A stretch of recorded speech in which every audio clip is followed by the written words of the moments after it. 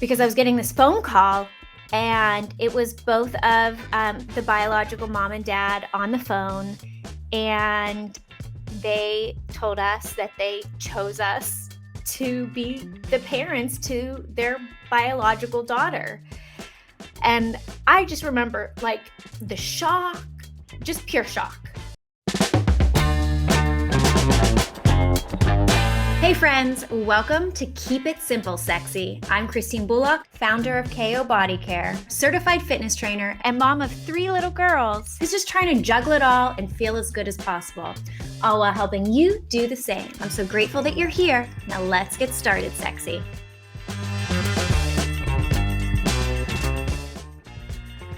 Hello, beautiful souls. Welcome back to Keep It Simple Sexy. I'm your host, Christine Bullock, and today I'm your guest again. Today we're going to do a deep dive into my adoption process and the adoption process in general. I hear from so many of you through DM or emails or personally with an interest in adoption, with an interest in my adoption or the process. I'm obviously a huge fertility advocate on all parts of it. And hopefully you've tuned in to my former episode of fertility, and we briefly touch upon the adoption process there. So I figured I'd go into a deep dive of it here. You can also find videos of our YouTube process on our videos of our adoption process on YouTube, and actually on my IGTV on Instagram as well. So you get a little visual glimpse of it all. But I think, in order to jump into the adoption process, you have to get into the scaries of it first. The things that you may have heard and or the questions that I have sometimes. And I'm laughing because the maybe not so polite questions, but I love it. I'm glad that everybody's open enough to just ask me about it. The misconceptions of adoption. So I'm going to briefly touch upon that right now, and then you'll get to hear about why I feel that way through the journey. So adoption seems like such a scary process. Why? Why would it be scary? Oh my goodness, this child is not biological to me. My genes are so superior to any other genes, and this child does not have it. Well, look, I'm going to make fun of it a little bit, but it is a bit like that with some of the comments and the questions that I've gotten. And there are the fears like, oh my goodness, you don't know everything that the biological parents genetically come with, dispositions that the biological parents have and are going to pass along to that child. But guess what? You do not know what your own biological child will get in the sense of genes or have completely different from you, even though biological as well. Different dispositions. And so it's our job, no matter what, as a parent, to evolve with that child, learn from that child first, listen to that child, and evolve as a parent and a human being and a study of the human condition to be the best possible nurturer that we can and provide a life for that child. So I'm, just in and of it there is to kind of negate and take away like all of these fears of the biological differences. Are there attachment issues that occur with adoption? There are attachment issues that also occur with biological children as well. And yes, if you adopt at birth, you're going to have less, right? Within the first 24 hours to the first few days are the most vital for a child, for a human being's attachment, learning attachment. So yes, and a little fast forward, we adopted Remi at birth, so I'll get into that. Yeah, it is important. Are there so many children out there that are starting to age out in foster care, and the older that they get, the less likely they are to be adopted? Yes. And so, but that does not mean that they're any less lovable. Again, it comes back to being an amazing human being who wants to learn from another human being and put in the time and the work to be a good nurturer, a good parent, someone filled with love. And so I just think that adoption is this amazing opportunity to look inside yourself and not feel like sometimes parenting is never an easy button, but sometimes we get into a process. And I feel like adoption was that first step for me to really say, it's not about me. How can I evolve for this child, and how can I listen to what their needs are and create a life for them? And it's a nature versus nurture. And Remington, our adopted daughter, has been an amazing lesson in all of that and continues to be because she is so strong willed and amazing that mom is constantly learning from her. So I just figured I would start out by saying that and kind of put it all out there. You guys can put your questions in this episode, please. I love questions. You can't say anything that offends me. I've heard it all, and I'm still not offended. And my daughter will grow, and nothing will offend her too. Her journey and her story has helped so many other children to be adopted and to come home to loving families that I feel blessed. I'm sure as she grows older and she understands more, she will feel blessed as well. In addition, you're going to hear a lot more about adoption. I'm having a friend, Hank Fortner, on, whose family adopted many children, fostered many children, and also has an adoption charity we work with, Adopt Together, along with another adult who's been adopted. So I want you to hear all the stories and just other backgrounds on adoption and foster care and all of that kind of stuff too. But let's take a deep dive into our awesome little story of adopting Remington Rain.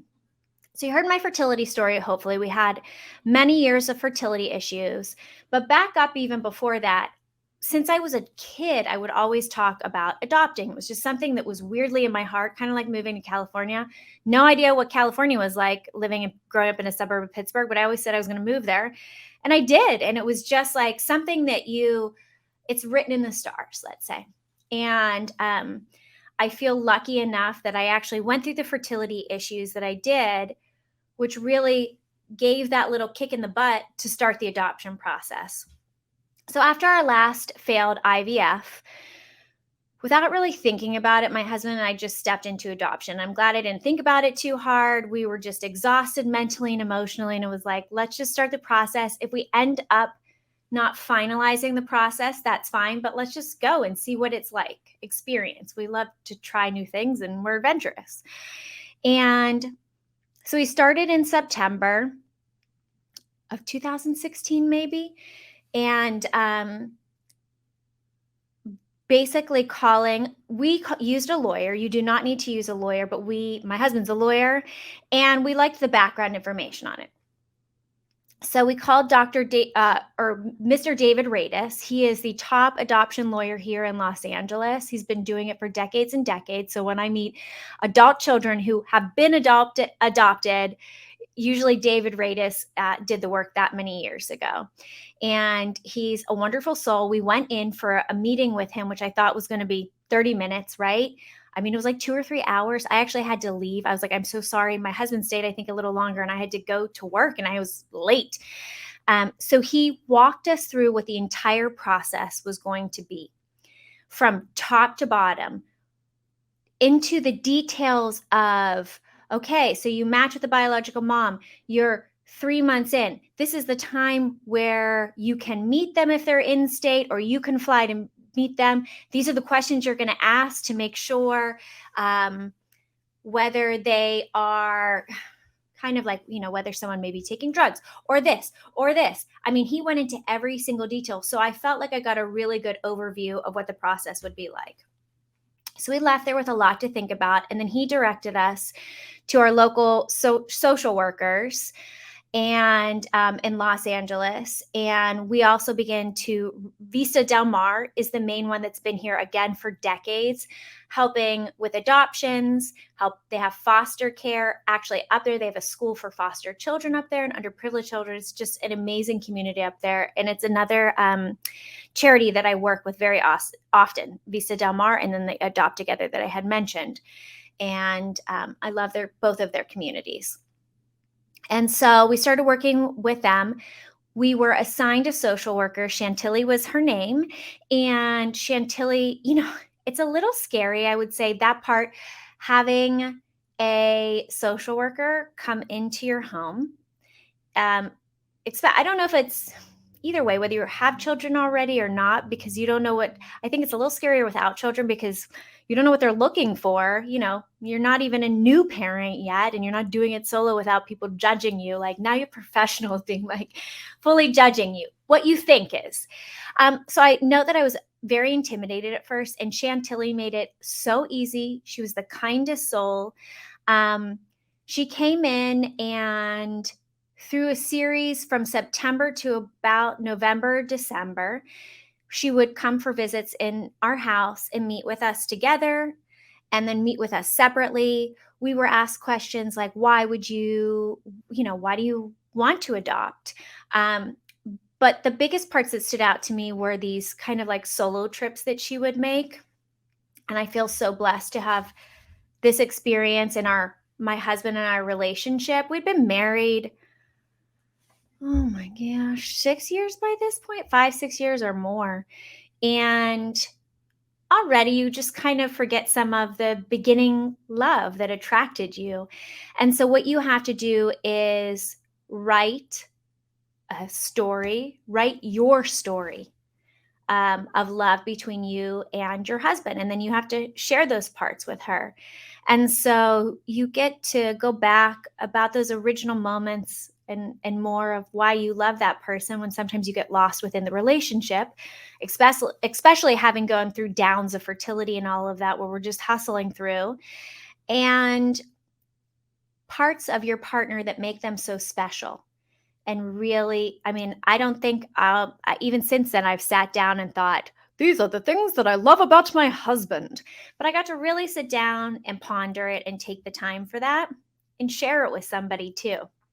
And so I love that. And he got to do the same thing. Other parts you go through, well, I'll tell you one other beautiful part too, is that you get to start thinking about your family and your community and sharing that with them about why you love where you live, about your extended family, just great parts of your life, about your work. You really get to just focus, hopefully, on the positive of everything, so that they can make sure too that it's a positive environment where this child is going to come to live. There is a lot of work that goes into it too. So when you hear about adoption taking a long time, there's two different parts to it. There's the beginning part of it, which is a lot of paperwork and background checks. And thank goodness they make you go through this. Like, I've heard a lot of complaints, like, why would it be that much? Children need homes, da da da da. Hey, but guys, don't you want to save home for these children? Because I do. We want to make sure they're going into the most loving family possible. So I'm glad that there's all these background checks. So you go through government background checks, blood work, all that kind of stuff, where they're checking every house that you've had, phone number that you've had, boyfriend, girlfriend that you've had. No, I'm just kidding.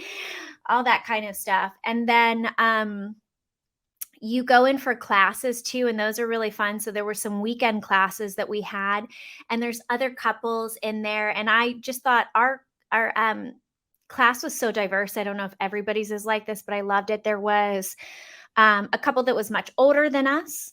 There was two guys. There was two girls, and there was another couple too. Maybe just kind of similar to us. I forget, but I just loved how diverse all of the people that loved each other and wanted to bring a baby into their life were, and going through it together. We would come back to the same classes together. One was a general adoption parenting class that they have you go through. I believe it was 2 days each time you went in. But they also had families that adopted and they brought their children into, and you got to speak with them, and there were challenges that you would face in adoption. And it's kind of like this, going through this with you. If you've never heard anything about it, it was great to hear an overview of the experience a bit, because there were a lot of fears at first. And then also, there was one about interracial adoption, which I found so eye opening for me. We did not care the color of the child that we would adopt. And I had not realized, as a Caucasian woman or a Caucasian person, doesn't matter, man, woman, the depth of the issues that people with darker skin tones, especially men, are going through. And to feel the depth of that as a parent, even though, Remi ended up being Caucasian, there in that class, you already start dealing with it and thinking of the concepts of being pulled over by police just for darker skin, or being in issues, just things coming up. And it really hit home to me. And it's a lesson that I've taken with me from there on as well. And who knows, we don't know, if we'll adopt again at some point too. And so it was a beautiful class, and it was a beautiful lesson, um, for me to understand our community. And so I love that part. And then, okay, so we go through all of that. That's a matter of months. And we get to the point, and there's like a checklist online. So we signed up for a domestic adoption because David Radis was like, international everywhere is so difficult right now. I don't even do it. And you can find somebody else to do it, but it's just, go for it. And so we thought, well, let's take a little bit of the easy button here, and we're going to go with domestic and listen to this expert. So this was within the United States. And within the United States, they give you, through Visa Del Mar, a nice little list of everything. David, too, is really organized, and you just check it off. And my husband, being the hustler that he is, I'm a little all over the place. If you saw my desk right now, you'd be like, whoa. He's just like, hustle through, get the paperwork done. And we finished it faster than anybody in our class. We finished it much faster than most people, that full process, because we just got through it. And so by early December, it was like maybe November, I was making a book. So the next thing that you do in a really fun process is you make your family book. So you were already thinking about your family and community, and you start to create this book for potential, I know it sounds like potential buyers, but potential biological parents to look at and know who you are. And one of the tidbits that David Radis gave us was like, don't do the same one printed out that you're going to hand, or like a PDF or whatever it is. Have something that each one is that taped pictures, colorful pens and markers. And, it's almost like getting back into school and doing a school project back in the 80s and 90s, like not even now. But it was fun for multiple reasons, mainly because I got to go through those old pictures, even our baby pictures you talk about, and your family growing up and what it was like, and your cousins and all that kind of stuff, things that you just loved about your family, that make you, make you a family, who make you who you are, who our career was, how we met. And so, and it was this beautiful kind of like handcrafted picture book. Now, I will say I had to make multiples of these, because typically you don't get matched the first time. But I made one, and as you're ready for the process, then we've done all the other paperwork. So now David Radis can start to send us biological parents options for children. And to give you a little glimpse of what that feels like, you will have with a lawyer, I will say, they'll have a little bit more of a background on these people. I think some people think it's scary, again, going back to what, not only the genetics from the biological family, but if the mother is drinking or doing any drugs, which we hear sometimes, and it does happen sometimes. And sometimes it doesn't. So, but you'll have hopefully background information, and hopefully the biological mother will be very clear on that. You will have sometimes information on the biological father, sometimes they don't know who it is and you don't. You will have like both of the parents will obviously like check off and agree to it before you get into the process. It's not like the dad wants to take that the child, all of that kind of stuff too. And this paperwork. So you get to go through it. The Keep It Simple Sexy podcast is brought to you by KO Body Care. Uh-oh, guys, I'm going to fill you in on something. My pants are fitting a little tight today. Have you guys ever felt the same? A little bloated, ate something that didn't mix well with your tummy? Well, I'm going to let you in on my personal hack. KO Body Care's clean plant-based supplement, Bloat Be Gone, and it will be gone. As the founder and CEO of KO, we spent so long getting these formulas perfect, and this one really works instantly. Our customers are just as obsessed with it as I am. What I love about this one is that it soothes bloating and digestive discomfort fast while healing over time. So I always slip this one in my purse when I'm going out to dinner, and that way I can throw it in some water, drink it, and feel great. Try it out for yourself and see the bloat and discomfort start to disappear, leaving you feeling your best. Head to kobodycare.com and use our code KISS20 for 20% off your first purchase. So one of the things, and this is a personal choice, okay? But one of the things that we were told was that, and I have to actually think back now, but I believe that alcohol was worse than most of the drugs that you would see. If there was heavy alcohol drinking, it was actually worse than if we saw some of the drug use, and to be aware of.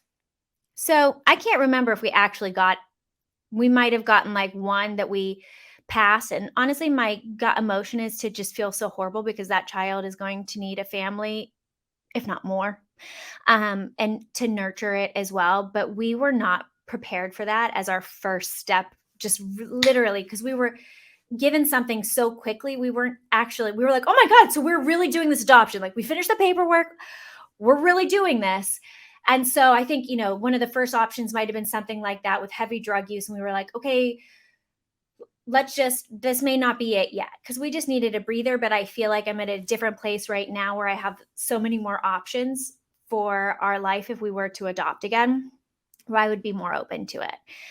So then we also got options of I remember having an option of a baby already being born that day or the day before. And I was like, I don't even have a nurse. I have nothing yet. We know we could do it anyway. You can bring a baby home and nurture, but I just wasn't that prepared for it yet. I was like, no. And we were working and stuff like that. And it just wasn't the right time. Then there was one, and it's called matching, because you have to want to send your book to the biological parent, and then they get a bunch of books, because there's a lot more parents right now than there is, unfortunately, people that want to adopt. Where if you actually look at the numbers too, there are so many people that want to adopt, but a lot of people just can't afford it as well. So if we can just make that match, and that's what we're going to talk Hank Fortner about as well with his charity, but I digress.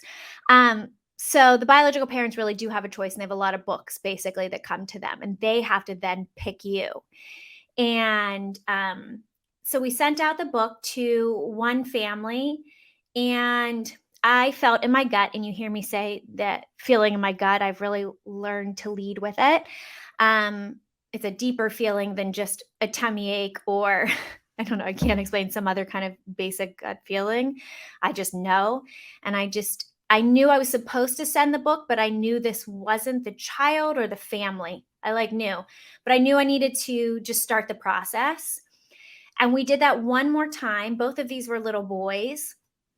And I did it one more time. And again, I kind of felt like this isn't it energetically, it's not going to match. But what I learned from that lesson was that once we sent one or two books out, we actually, if you know my husband or myself, or you follow us on social, you'll know we joke around a lot. We take life with laughter. And so our book wasn't really showing that, because we were a little stressed out sending that. And so by that third book that we sent, we just added tons of humor to it. We'll take it or leave it. And it's stupid humor too. And it's like, whatever. And we sent it out. And guess what? And this was just very early January, I believe. So this was all happening very quickly for us. And those people received it, and they I remember just driving down the street, it's all flashing back to me. Where we lived, my husband's office was like 3 blocks down the street, and then I was probably down 5 or 6 blocks down the street the other way, and I had to pull over because I was getting this phone call, and it was both of, the biological mom and dad on the phone, and they told us that they chose us to be the parents to their biological daughter. And I just remember, like, the shock, just pure shock. I mean, there's just so many emotions that the shock encapsulates, like love, excitement, fear. Oh my goodness, we're doing this. Like, this is happening. These beautiful people.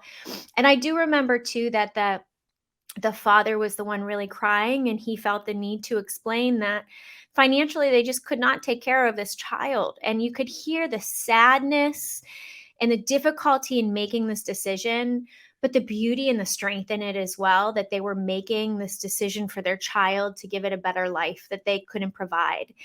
And I will say that I always hold the most utmost respect for Remington's biological parents and all of these parents that put their babies up for adoption, because they do provide them a better life.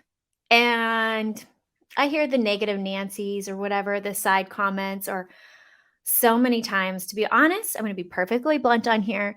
People right away are saying, well, why would they do that? Well, and there's like an instant judgment to the people that did that. But if we can really think about it, wouldn't that have to be the hardest decision and the most beautiful, strong decision you've ever made in your whole life? Is to give up a child that you made to have a better life. And so I think that I just hold so much respect for everybody that has had to go through that situation and make that decision, including Remi's birth parents. And so I remember getting the phone call and then driving immediately over to my husband's office. And I think he was like on a phone call or something like that, and just making him get off the phone and him just looking at me and telling him that this little girl was gonna be ours, and she was gonna be born in, like, less than 3 months. So this was, like, January, maybe by this point, mid-January. I think it was right before my birthday too, I can't remember. And that she was going to be born, like, early April, April 4th. And, so then there's just the process of, my goodness, getting the nursery ready and all that. And I will say there's fears that go into this part of it. I don't know if everybody goes through this, but I was afraid that the birth parents would back out. There's still an opportunity for them at this point to back out, of the adoption. So I was going, what looking back, I didn't realize after all those years of fertility, I don't think I was depressed at all through all of that. I was just hustling, I was doing it. There were sad parts, I went through it. But during this 3 months, a deep depression hit me, and I think it was all the past, I think it was the future. It was actually the first time that I reached out for help from a psychologist, because I wanted to make sure. I didn't even realize I was in a depression, but I just did this actively to make sure that I wasn't taking anything from my fertility past of not having a biological child with me into the future with this child. And I wanted to make sure I was of clean heart and clean spirit, of clean, open love for this child. And I'm so glad I went through that experience. I really had to see her like twice, talk about it. And I was like, oh, yeah, we're good. But I still was in a deep state of depression because the fear of these parents backing out, it was like the first time I had so much hope to have a baby. And for that dream I've had forever to really be one of the biggest dreams I've ever had in my life to really be coming to fruition, for it to something to happen to it. And so we see how fear can really overcome our life. And I think it's one of the biggest things that can just secretly take over your life without you knowing it, and um, attack it, decay it, different parts of your life. And so, I was going through that, and looking back, honestly, I didn't know. I would cry so deeply if I heard someone was pregnant, which I had never done through the fertility stuff. Um, I can't it was just not good. And I will say the only way that healed that was Remy being born. There was nothing I did. I didn't realize I was going through it until hindsight. So during this time too, I think it was in January or February, we actually Remy's from Seattle. Her birth biological parents are from Seattle. So we went up to Seattle to meet the birth parents and spend a few days with them, I think, just like 2 days maybe. And we had a really good time with them. Just went to like lunches and dinners and stuff, got to know them. They got to know us. Beautiful, fun people. Oh, and to go back to the books too, we matched with them. They liked us because they were looking for like a fun, I won't say young because we weren't really young, but like just a really fun, cool couple. And so I'm glad that we were very clear with who we were in that last book that we had written. And it was the same thing. So when we met in person, we had a lot of fun together, lots of humor, felt like I could be myself. Didn't have to be like this proper family that you're giving your child over to. And it was just like, this is what the little girl that you're creating is going to get. And so we kept in touch, and I text with the biological mother throughout the pregnancy just to see how she's doing. I would send her like KO products and send her other little things just to make her feel good. And then, and she had a schedule pregnancy on April 4th. And so we flew up a little bit before, spent some more time with them. And then here we go into the delivery part of it. So we sat with her, and I don't know if everybody is this way, but she was very sweet and very open to let us like be with her. Cause I know during my pregnancy, I don't want all these extra people sitting with me, and let alone my husband even. And so it was very kind of her to let us sit with her until she went out to have the baby and go into delivery. And I think it was a scheduled C-section because she had to have her tubes tied as well afterwards. And so, but we were the first people to hold the baby. There's the video on, like I said, on YouTube and on my IGTV. You can see that moment that the baby walks in. And I was generous enough to let my husband hold her first. And just to see, we ended up, so the name Remington Rain or Remi Rain, we actually had two different names chosen. And we let the biological parents pick Remi's name out of those two names, and they liked Remington Rain. So we all picked her name together. And after we get to spend some time. So once the adoption happens, you're not going to take the baby home right away. There's paperwork, unfortunately, that you have to go through, which sometimes can take weeks to a month or more, depending on the government and all of that. And so the baby will go into kind of like we were in the NICU, basically, the nurse's station as well with Remington. And it stays basically in the property, I hate to say it that way, of the hospital, I guess, at that point. Legally, I don't know. I would need my husband here legally to tell me what was what. So don't like call me out on that.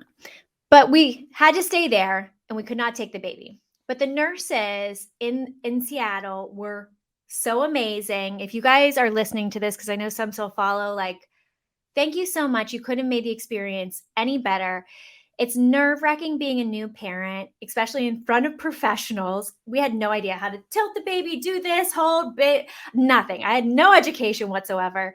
And they were so sweet to teach us everything we need to know. And we would go home. We rented a house up there on the lake, and we would go home in the evenings, and you don't want to leave your baby. I mean, you don't want to leave your baby, but I just knew I was leaving her in the hands of like the most amazing, sweet people. And luckily, so then while we were there too, the next day, maybe even the same day, I think, we brought Remi into her biological mom and dad's room, and we all spent time together and passed her around and spoke. And just, I remember the moments of everybody looking down at Remi as they're holding her. And I just wanted that story for Remi, that she would always have that as well. That we all spent time, and we all were dedicated to her in that moment of her birth and of her whole life. And and then, fast forward, normally you can be in this hospital back and forth for quite some time. But those amazing nurses and the social workers up in Seattle who help with the biological parents helped to rush everything for us. And it was magical. It was God's timing. He did it as well.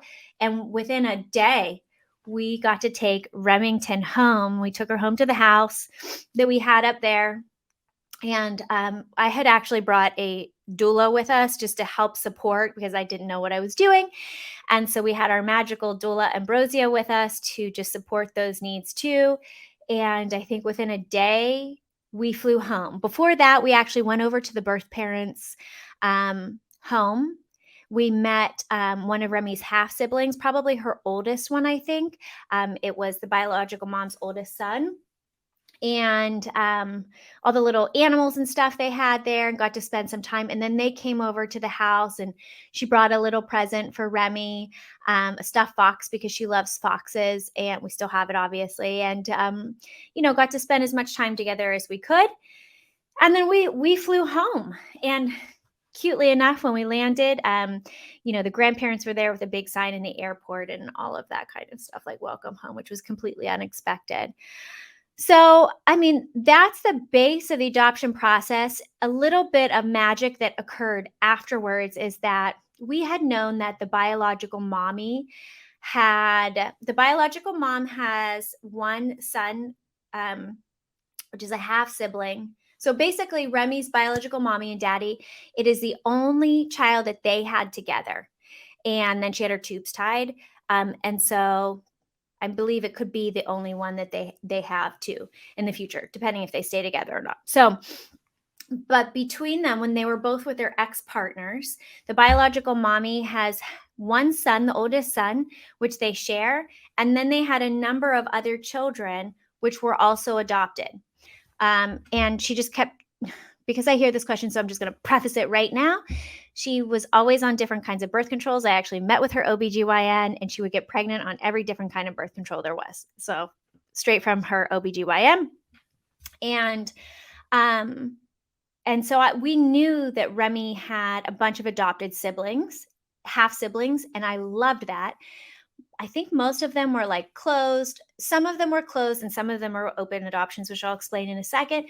And then through her biological father, she has another half sibling as well.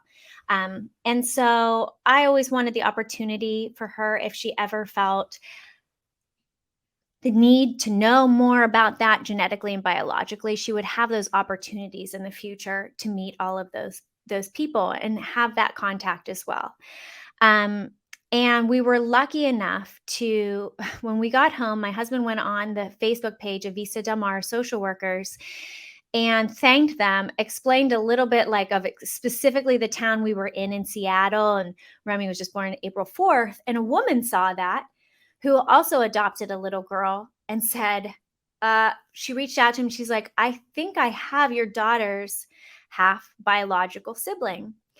So it turns out that Remi's next youngest sister, half sister, through the biological mommy, who's like 2 or 3 years, I think 2 or 3 years apart. I can't remember if it's 2 or 3.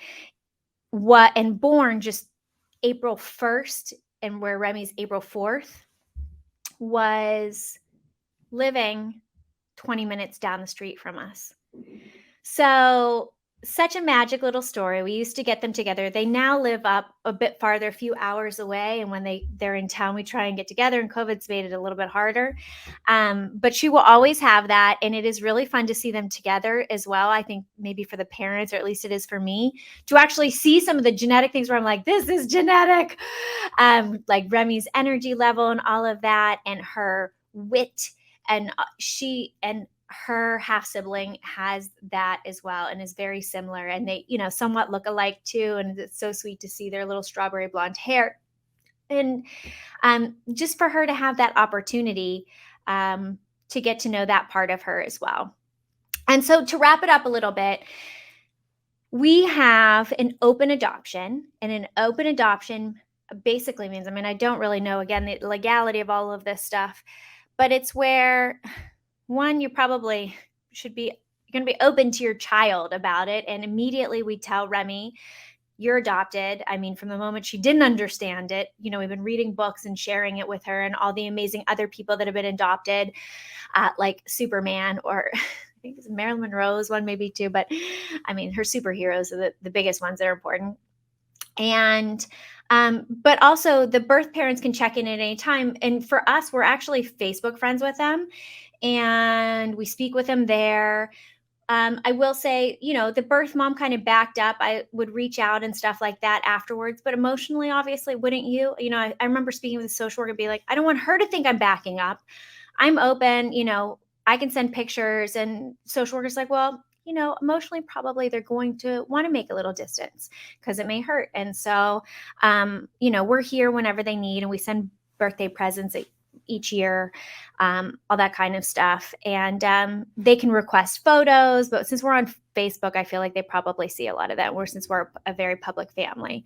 A closed adoption is where the children will not have contact, and there are, within some of Remi's siblings, I think we've heard that there is that as well, and they may not even know that they're adopted. It is the family's choice. My vision of adoption is that, and my belief in adoption is that I am not taking a child from another family. I am not taking them to be part of my family only. Is that I'm just blessed to have a child that pretty much has four families. Okay. A biological mommy and a mommy, a biological daddy and a daddy, the grandparents, everybody that comes along with that kind of stuff, the siblings, and that they're so blessed to have this fully extended, amazing, family line of all these people supporting them. And I get to be one of the main people to nurture that life. Their biological family gave them life, and I get to give Remi a life and really support that. And it's just such an amazing process. It's not as short for some people. And it's not as easy. And I'm glad that I have a story like that, though, that I can share with people so that you already have that vision in your life if that's something that you're interested in. And she is such a smart, witty, funny, quick, like almost adult like little human being. Um, you know, we it's just it's a challenge for mommy, and I love the challenge. Like, she needs support because she is so smart that I have to constantly evolve to provide her what she needs to continue what level she's at right now. And she's going to do amazing things with her life. And that's just my job to keep her on that path, like we do with any child, obviously, any child. And I'm so happy that she has amazing cousins within our family that she gets to hang out with every day. Everybody's like under 7 or 8 right now, maybe a little older. And I don't even know how many there are at this point because there's a lot. Now, I wasn't going to, we started to go through the adoption process again. And that's when I got pregnant with Penelope. And I actually didn't want biological babies at this point because I wanted everybody to be adopted and Remi to not feel, as an outsider in any way for being adopted. But I'm actually so thrilled that we have the biological child as well. And it's a sister. Then I wanted a brother because I didn't want any other girls in the family for her. Silly little things that we put on ourselves. And God was like, no, it's going to be a girl because now she has a sisterhood and we get to nurture that so much. And God blessed us too in the sense that, like, Remi was supposed to be the older sister, just in the sense of their behaviors, their personality. She's adventurous. She'll talk to anybody. And we really have to be careful with it, where I think Penelope would have been more like me had it not been for her sister, which was super shy, quiet. She already has these tendencies, but she's much more open in so many ways and brave because of seeing Remi do all of this stuff. So I say that to say everything is always meant to be. You just tune in, and you got to go with the flow of what the universe is giving you, but always expect for the best. So that is our story. That's my adoption story. And who knows, we may go through the process again. We may adopt an adult at some point, or a young adult. And we have so much opportunity. There's just so many children that need your love. And I pray that in hearing this episode, whether it's yourself or someone else that may need to hear this, you pass this along. It's a beautiful experience, and it's a magical experience, and it continues to be every single day to be a parent to an adopted little baby girl, baby boy, and evolve with them and love them and provide them the best life that you can possibly give them. So thank you all for tuning in to Keep It Simple Sexy and listening to our adoption story. Remi appreciates the story as well, and you'll probably hear from her in some later episodes. Make sure you're subscribed, and feel free to share this with a friend or family who needs to hear it. Have questions you need answered? Text me at 1-310-361-8697. Make sure you're following me on social at Christine Bullock, and have a healthy, happy week. See you next time.